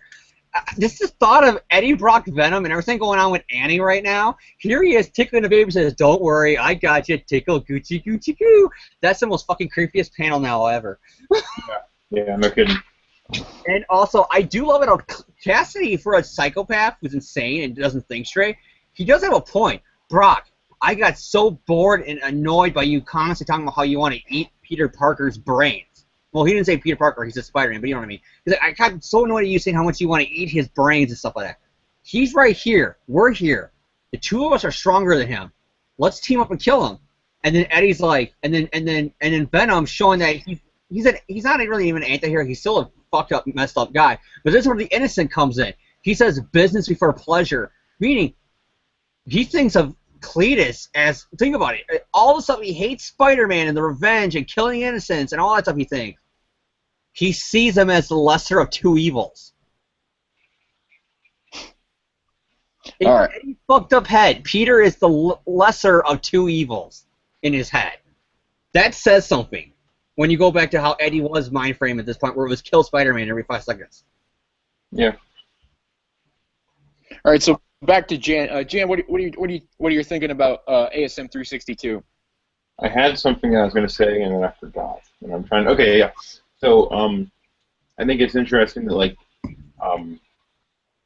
I think it's in Maximum Carnage at some point, like near the end, where I think Venom said something like he's talking to Spider-Man about why he's so devoted to stopping Carnage, and he says that he's like, when I look at Carnage, I see my dark side, an evil version of me, and I feel like it's my responsibility to stop him. And then Peter's like, well, that's interesting to me because that's what I feel about you. So Peter thinks of Venom as his evil side, and then Venom thinks of Carnage as his evil side. So I think it's kind of an interesting dynamic. When you think about it. It's ironic because that's what it is. It's kind of like those Russian things where you got the doll that's inside the other doll, which is another doll, and that's kind of like what's going on here. The chain, the dark side of Spider-Man is Venom, and I don't know if this is how they thought of it when they came with Carnage, but they kind of thought of, okay, Carnage sees himself as a superhero, so what would be the dark side of Carnage? That's not Peter Parker in his eyes. Venom, you mean? And that's Carnage. The guy who doesn't kill this to protect innocence, the guy who kills innocent or not innocent. Yeah. So Carnage is like the dark side of Spider-Man. So I think that's kind of funny. It's a decent issue. I don't really have much to say about it. I think the thing you mentioned with the fricked up panel where Venom has the baby is really funny. But yeah, I give it a thumbs up. All right, so finally moving on to ASM 363. Basically, the issue starts. Carnage kidnaps J. Jonah Jameson. What's up, buddy? Pauly Shore movie with Brendan Fraser and Encino Man. That's actually pretty good. I like that movie. So seeing this ad for it is always made me happy when I read this. It's like, oh, Encino Man. I like that movie. So Spider-Man and Venom, they team up to go find Jameson, even though Spider-Man exposits in his head how weird and screwed up that is. So they go to try to rescue Jameson, and they find on their way there they find this girl just smashed through a wall because Carnage literally went eeny, meeny, miny, mo. She ended up being the unlucky one, and he just threw her through a wall. Venom says, we're going to get these people to talk about what happened, these witnesses here who saw this. We're going to get them to talk, and if they don't, we're going to do bad stuff to them. And Spider-Man says, no, we don't have to do that. And then he sees a poster or something, and he's like, wait a minute, that concert. And so they go to the concert, this basically punk heavy metal concert, all about rebellion and, hating the man and stuff. That was the stuff that was big back in the 90s. So they go there, they find Carnage, they fight him. At one point, Spider-Man knocks him into the third rail of a train track, which is actually a pretty good image by Mark Bagley and the team. And Carnage just gets up, he's like, man, it smells like something's been cooking in here. So Carnage took the third rail, that's how freaking strong he is. So eventually Spider-Man manages to set the speakers of and the sound system, the stereo, in the concert hall to the frequency, to a sonic frequency that will harm the symbiotes. So he manages to catch Carnage in that, but he also catches Venom in it at the same time. And so he amps it up all the way. Carnage goes down, and the Fantastic Four show up and take Venom down as well, because Spider-Man sent a little signal to them to send for backup when he finally needed to take Venom down himself. And Venom's like, you gave us your word that you'd set us free after this. And Spider-Man's like, it was just a word I couldn't keep. And Jameson says, wow, I can't, Captain America would have kept his word, Spider-Man. You're just terrible. And Spider-Man's like, Captain America would have found a perfect solution. He's a legend. I'm just a man who has to live with his choices. And the issue ends with two seemingly unfamiliar people saying, oh man, our reappearance in New York will not only affect our lives, but Peter Parker's as well. Dun, dun, dun.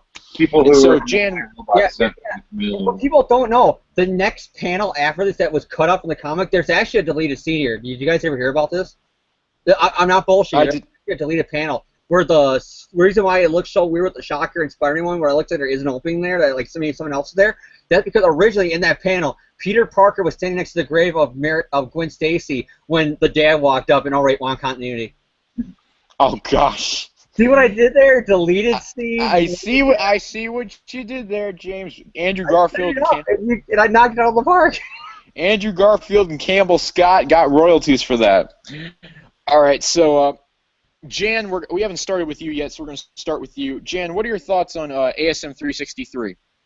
Okay, so there's some problems that I have.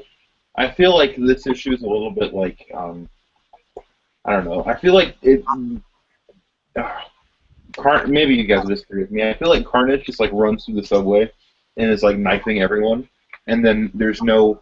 I feel like Spider-Man and like Venom don't really. I don't know. I feel like Spider-Man and Venom like don't really deal with the fact that like all the people are dying. They just kind of like run through and keep going after him. Maybe that was what they should have done, but I feel like it's a little bit. I would have liked it to have like dealt more with all the people that they killed in the issue, and then so that bugs me a little bit. And I feel like the ending is complete bullshit because I think it's really stupid that like Peter feels guilty about double-crossing Venom, and it's like, no, don't feel guilty about double-crossing the psycho murderer who wants to kill you and eat your brain. You don't feel guilty if you double-cross like a good person, but he's Venom. Like that was the only thing you could do. Like I don't understand why Peter's like, well, I have to live with my decision. And it's like, well, you didn't really do anything even remotely immoral. Like Venom's a psychopath. So you did what was right, and then you saved the people, and then... Venom didn't kill nobody. Venom wanted to, but Venom didn't. Because Spider-Man was there to stop him from killing them. Well, you know what I mean, though? It would be one thing, but let's say Venom did kill somebody during the fight or something, then Spider-Man saying, I gotta live with it. He did nothing wrong here. Yeah, exactly. That's what I agree with you. Like, that's... Peter Parker did the right thing. Classic. If I can interrupt you for a jam for a second, I don't want to be that guy, but... You know what it is? It's that classic Peter Parker guilt. He feels bad because he lied to Eddie Brock. Even though Eddie Brock's a psychopath who would have killed him, he feels bad that he lied to Eddie, and he feels guilty for that. And he also feels guilty, well, Venom wouldn't have the symbiote if I didn't put it on, and Carnage wouldn't have a symbiote if I didn't put it on. So it all relates back to me. It's all my fault. I have to live with my choices since I put on the black suit 10 years ago. Yeah, I guess so. I mean, you have a good point. I don't think it's written terribly well. It feels kind of lazy. Like, oh. And then he met Mary Jane at a jazz club, and then he told her to put down the cigarettes, and then they started dancing in right wrong continuity. Yeah. Anyway, but everything okay here, Paul? Yeah. Yes. Yes. John, when's the last time me or Jan or somebody made that joke to you where we start going on a tangent about the movies and we say, wait, wrong continuity? Because there was that one episode, remember, where it was like it was Rhino's first appearance in the original show. And we were like Rhino's swinging around. You're like Rhino's swinging around, or Spider-Man swinging around when all of a sudden the Russian mob hijack a Oscorp. Oh wait, wrong continuity. And then that was when it started. And then we were making jokes. John's laughing at it, but when we get to the point, and then Mary Jane takes him to meet Rhino so he can fight him. He notices a little kid standing there in a Spider-Man. Wait, wrong continuity. Yeah. And then we didn't even stop there, because even when we got to Kraven, we did like the animated series appearance of him. We're like, oh, it's wrong continuity. And then Kraven takes crazy lion juice. Oh, wait, wrong continuity. Yeah. Oh, Peter went to go meet Harry and Harry at the coffee bean, and afterwards they talked about possibly him giving him his blood. Wrong continuity, and John got so pissed off. He kept just going on those tangents. Yeah. Wait, John has anger issues? What is this? Is it a day ending in Y? Sure. Overall, I think this is a pretty solid conclusion. I think it's really stupid where apparently the Fantastic Four were there the whole time and were just like holding back until Peter dealt with the situation, and then they're like, okay, we're gonna come in. And I was like, well, Dr. Doom shows up? No. And then they're like, oh, we were just like, because we thought that would cause less casualties, and I'm like, actually, Fantastic Four, it would have caused, if you had popped in, it would have been less casualties than it was, because there's a point where Carnage like falls through and just starts knifing people, and he probably wouldn't have been able to do that if like the Human Torch was there to follow him down and then flame his ass. But no, we're just gonna wait for Spider-Man to deal with it and his insane Venom friend, because that's comics for you. So yeah, this has some issues, but I think it's a pretty good conclusion. Overall, this story did not hold up as well in my second reading, but I still think I still enjoy it a lot, and I still think it's a really solid introduction to Carnage. So I give the whole story arc a thumbs up. Jan, can I ask you a personal question? You're a big fan of the Ultimate line, right? Yeah, I guess so. The original run, I mean, like the original Peter Parker, volume. Yeah, probably. Yeah. Yeah. How do you think the Bagley art looks? Because especially here, a lot of this artwork was similar to what you would get later on, like 10 years later with Ultimate. I like the art. I like Bagley's art in general. I like this art a little bit more because I don't like the way he drew Peter's hair. Stupid as it sounds. I don't know. Peter's hair kind of annoys me in Ultimate, and I don't like the way Peter draws, I don't like the way Bagley draws Spider-Man's like head. It's disproportionate to the rest of his body. Well, Jan, look 2 years later in the Clone Saga. Look at this art. Doesn't that look like Ultimate? Yeah, very much so. I mean, Judas Traveler. Don't remind me of that story. The Clone Saga next week, please, please, please, please. Oh gosh, don't remind me of the High Evolutionary. Because I got the beginning and the ending to the Clone Saga. Oh gosh. Yeah, so I think Bagley's art is really good. I think he's one of the best Spider-Man artists out there. So, yeah, well, I think anything drawn by him is going to be entertaining to watch, like to look at. All right, James, hit me with your thoughts on ASM 363. First, I'm really excited for the possibility of us doing a Clone Saga episode, because that would be the episode where we'll break the Guinness Book of World Records for the longest comic book podcast ever, because we do the whole Clone Saga from beginning to end, including the 70s and the 80s High Evolutionary crap. It would take us literally 3 years to complete. So it's a joke, John. Calm down. I think John think I was serious there, because he's like nothing. And then we'd all be driven crazy and end up in Ravencroft after. And then we'd be swearing, "I'm gonna destroy Spider." Oh, sorry, wrong continuity. Yep. It doesn't work there because you're alluding to us. It works when you do it about the comic book, like in the pages. Like the first page with Carnage attacking Jonah, and then the Green Goblin flew in. And he said, "Spider-Man, I knew you two were in this together." See, that's setting up a joke. But see, technically it is the wrong continuity, because as far as I know, at least, there is no such place as Ravencroft Asylum, and I highly doubt that we'd be raving about destroying Spider-Man, even though we... But anyways... Technically. I interrupt you, Jan, but just getting on my point. No. How dare you talk about the actual comic we're reviewing. I love that first splash page, because the artwork on Jonah and the fear he has is beautiful, and his words, even minutes before being murdered, J. Jonah Jameson has a line of dialogue that just sums up everything about the character. But I'm too important to die. Yeah. Not I'm too old to die. Not I'm too young to die. Not I have a family. Don't kill me. I'm too important to die. That's Jonah in a nutshell. Yeah. I love the panel of Peter web swinging with Venom and Venom singing Sinatra. Well, Peter's like, get me out of here, get me out of here, get me out of here. He's not actually saying that, but yeah, that's what he's, you know what I mean? That's like kind of like what's going. Like I said, here comes the Innocence, Venom fucked up Innocent thought. You know, I'm going to protect Innocence, even if I have to kill Innocence to protect Innocent. And Peter's like, yeah, because that makes perfect sense. Yeah, Venom's all like, I'm the defender of Innocence, even though I murder cops in almost every appearance I show up. I try to murder a police officer, or I succeed in murdering a police officer. And I just love the, you know, just the thought of it, of how he's like, you guys better tell us, or she's going to be the only one like that. And Peter's like, oh, no, you don't. I love the concert because this is right before grunge took over, so you still got that 80s hair band metal going on with the band.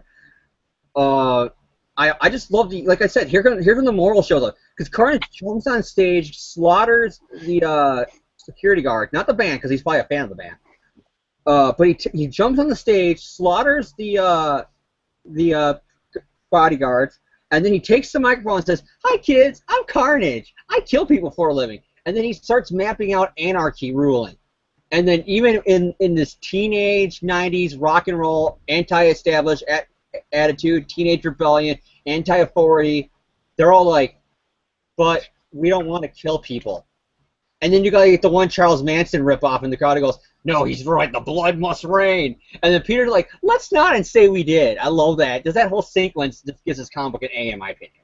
Yeah. The ending, like I said, the Peter Parker guilt factor, like, we could make it Slott for doing it, but it's, to be fair, this has happened, you know, in a lot of books, and this ending is the big. And then we got the whole fact that another big thing about this Carnage storyline that people don't understand is, basically, this is the beginning of the 90s for Spider-Man, because where all the other storylines before this with Venom and stuff was kind of like going off and stuff that happened in the 80s or the late 80s, this last panel connects to the Robo-Parent storyline that would go on for the next year, which connects to the Clone Saga that went on for the next 3 or 4 years. And then that connected to the reboot a year later after that.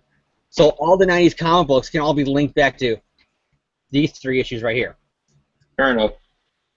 I'm just going to say that I actually really like the parents, the robot parents stuff, even though I'm alone. The best panel is that ending where in that final issue when Peter finds out that it was Harry all along, before he died, because Harry had the face turn when he died, but before he died, he recorded this and set this plan in motion and didn't warn Peter on his deathbed saying, oh yeah, before I forget, you were my best friend, Peter. Oh yeah, watch out for the Robo-Parents. Granted, I know the example that wasn't written yet, so I didn't have the idea. But I just love that like his dying word wasn't, "Oh yeah, watch out for Robot-Parents." Or you know, make them robots. Came back during Brain today. He didn't go up to Peter. Oh Peter, I'm happy to be back alive. I rebuilt you in Aunt May's house. Oh, and forget, dude, watch out for the fucking Robot-Parents, so they didn't show up yet. What? Never mind. All right. And but I just, yeah. Sorry guys, I got lose. So yeah, but I want to talk about that last panel where Harry's on the TV saying "Gotcha," which was his catchphrase when he was the Goblin. Gotcha, I gotcha, Peter. Gotcha, and then like it drives him insane. Literally drives Peter insane. He won.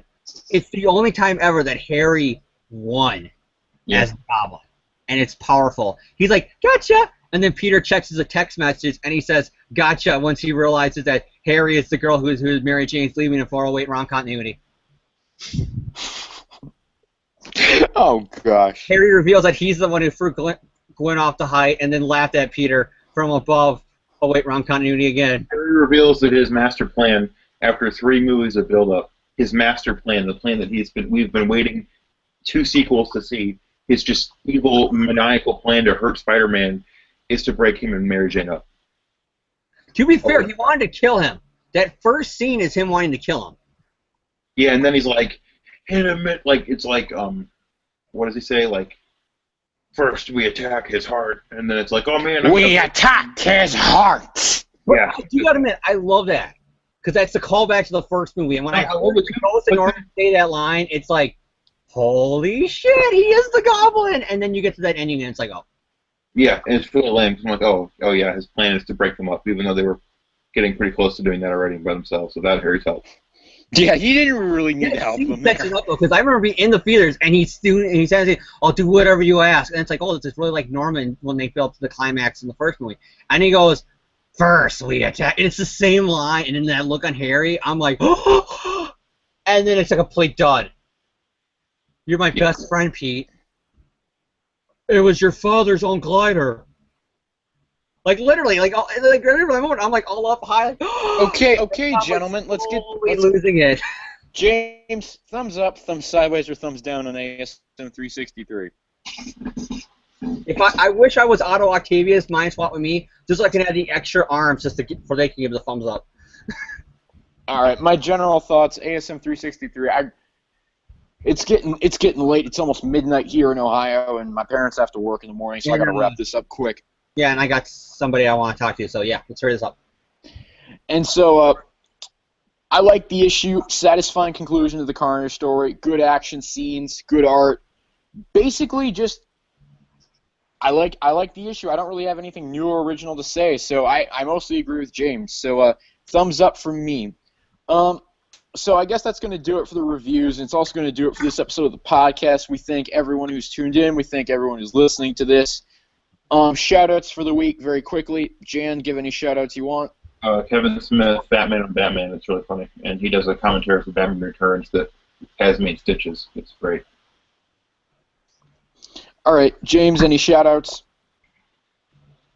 I just got a couple. One goes out to Mark Bagley for this really misleading cover of Carnage and Venom teaming up at the and the Attack Spider-Man. Yeah. I wanted to make that point. I had it written down on my notes and everything, but I just forgot about it until I noticed it right now. Oh yeah, I had something to say about this cover. My next shout out goes to John Byrne and Dan Slott for both proving how much of a hypocrite they both are. That just had to make it onto this podcast. And of course, final shout out to AGR, where if you want to hear more comic book talk, go tune in us as we talk about the Mighty Morphin Power Rangers comic coming soon. Who's publishing that? Boom Studios, is it? Yeah. All right.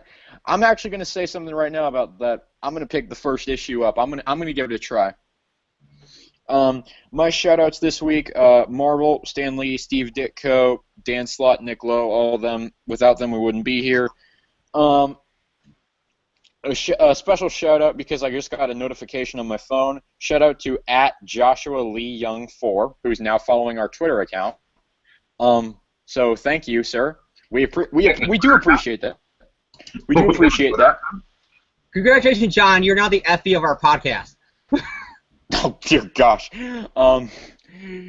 Go watch AGR to find out who... Yeah. I'm going to say it right now. It's like the little editor's note, asterisk. If you want to know who Effie is and why does James keep on making jokes about Effie's Twitter page, tune into Angel Grove Radio, a Power Ranger podcast, or tune into Spider-Man 3, whichever one you have in your convenience. Shout out to Last Week Tonight with John Oliver, because I also just got a notification that he uploaded a video onto his YouTube channel. The thing that John always plugs. Congratulations, John. John Oliver, great. Just to repeat every week. Final shout out. I feel like I should give a stupid shout out, but I don't know. Shout out to Tresemme Hair Gel. There we go. So that's going to do it for this episode of Spider-Man's Tangled Web Show. We thank everyone who's... review the Clone Saga. Please vote in and write in. Your letters will demand it, people. Demand the Clone Saga complete told on this podcast. Please don't. And Please now don't they're going to murder me. Good night, people. All right. We'll see you. Everything okay here, Paul? Everything okay here, Paul? No. All right. Let's end this. Thanks for watching. Thanks for listening, guys, and we'll see you next week.